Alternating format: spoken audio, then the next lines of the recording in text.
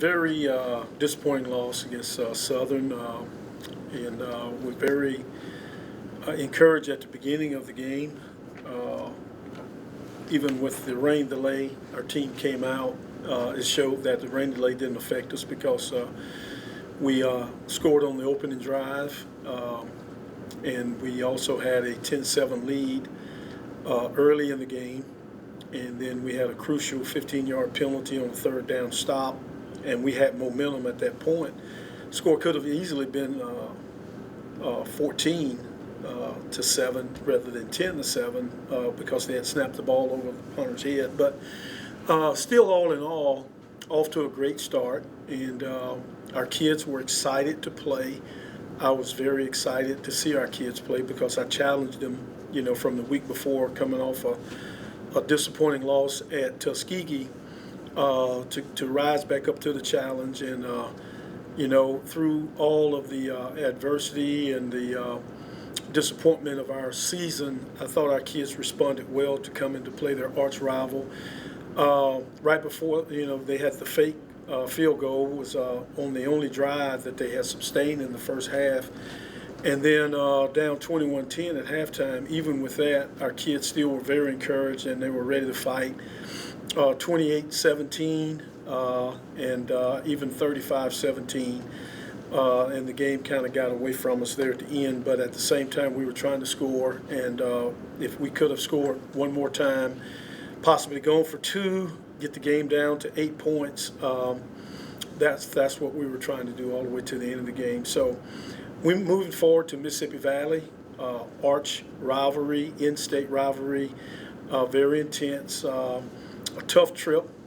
Coach Kamaji is an excellent coach, and he'll have his team ready to play, ready to respond. They had a victory this past weekend, so they'll have a lot of confidence. So great challenge for our kids, and we look forward to it. Look at your 2 touchdown drives. It looked like the common theme was you were able to run the ball effectively and set up the pass.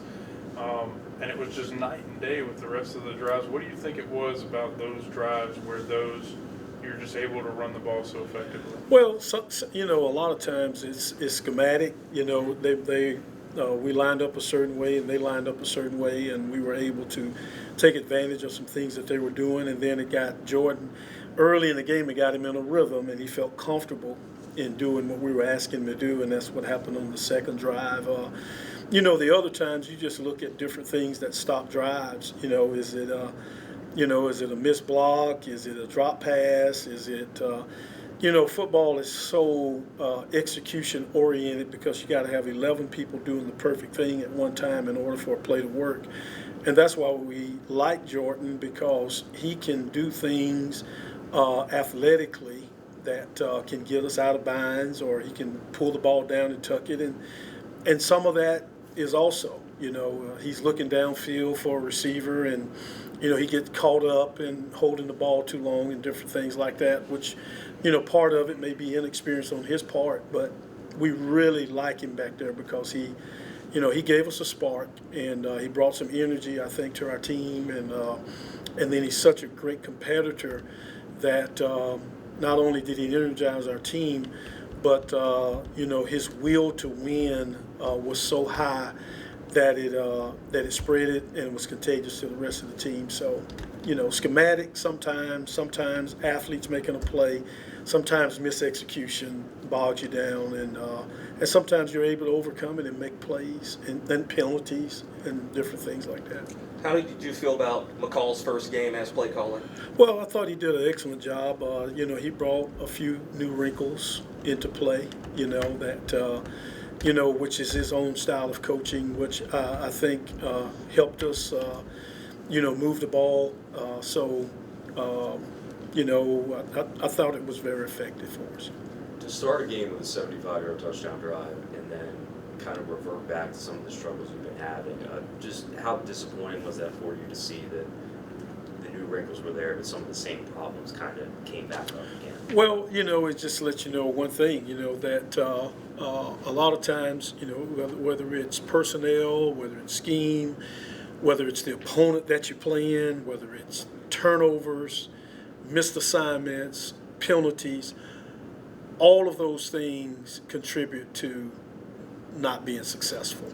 And you can take game by game analogies of all of our games, and then you can look at those things and say, okay, here's why we're not effective.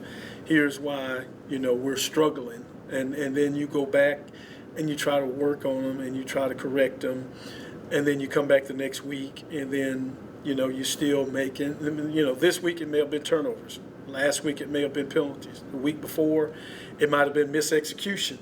And so all of those things contribute over and over and over and over until you get that consistency and that confidence. That's kind of, the world that we live in. What is it going to take to kind of put that, complete game for you guys together? Well, it just continue to work, and that's all I know.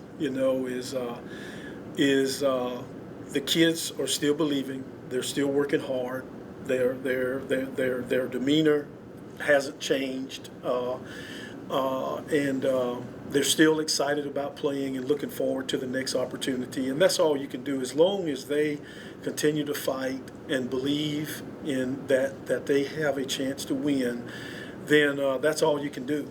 And go back and keep teaching, keep correcting, keep coaching as hard as you can, and then every Saturday, give them that new opportunity to go out there this time and to come away with a victory.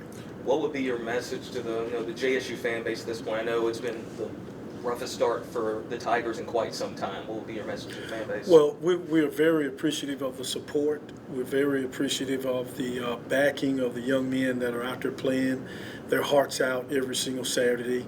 Thank them for sticking with the Tigers, because I know they love the Tigers and they're very loyal to the Tigers. And it means a lot to the young men that they still show up, they still support them.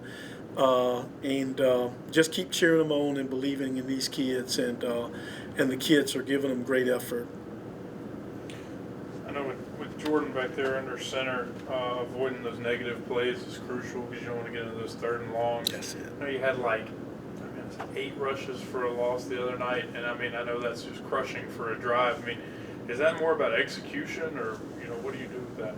Well, it is, and with him being a mobile quarterback, third and longs are not good for anybody.